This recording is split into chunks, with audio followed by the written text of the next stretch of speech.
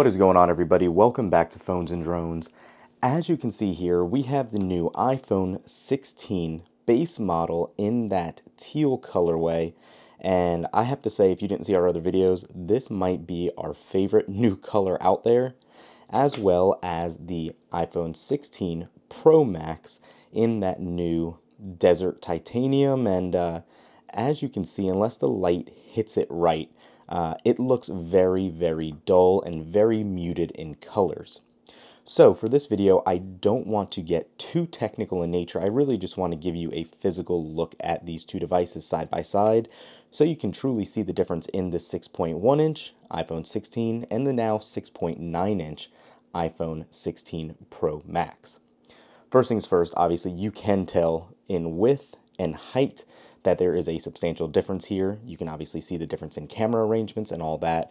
You do not have that extra lens on the iPhone 16.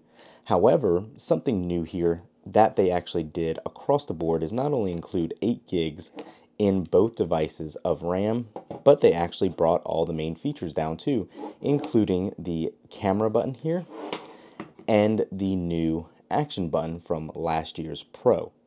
So I think these phones do look great. I think obviously it's much more manageable to hold a 6.1-inch iPhone than these larger ones nowadays. I think 6.9 is really pushing it, to be quite honest with you, in size. But take that for what you'd like.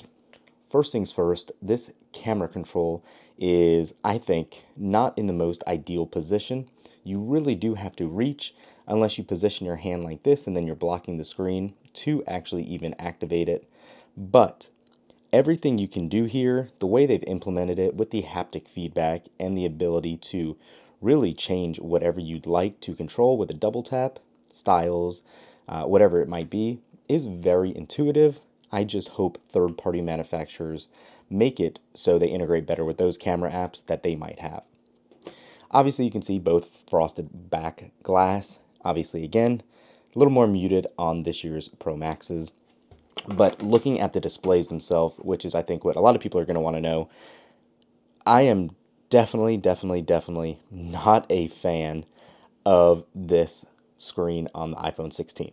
A lot's been made in 2024 of having a 60 Hz display, and there is a rightful reason for that criticism here.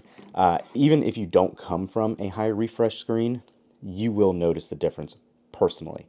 I do think that they should have splurged a little more and went for a 120 Hz display. I'm sure they're going to hopefully do that next year, but I feel like we've been saying that year over year.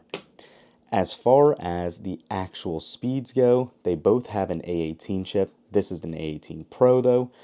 I don't see a difference in regular day-to-day usage just yet. So yeah. One other call out, and I'm not sure if you can hear it or see it already going on, but if you use your phone like me sitting on a table, prepare for it to rock.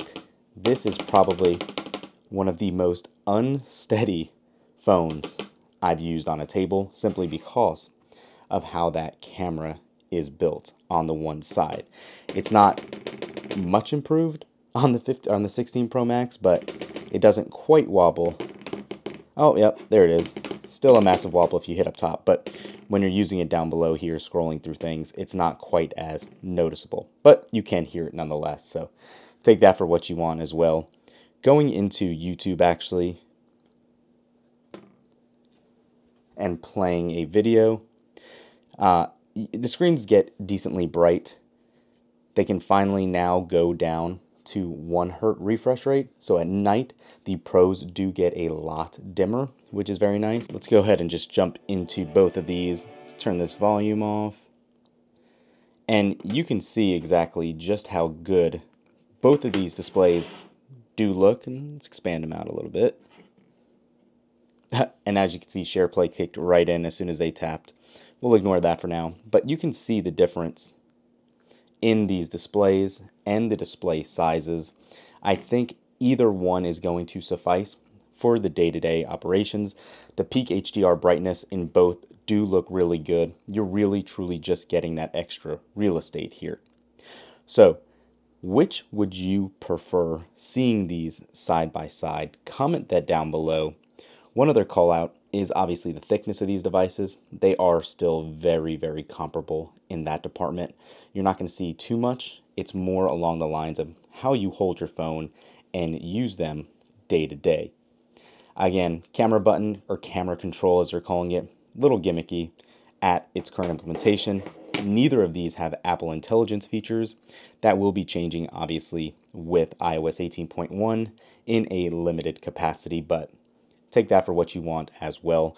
Both will be fully compatible with all of those when they're ready. Thanks for watching, guys. We'll catch you in the next one. Peace.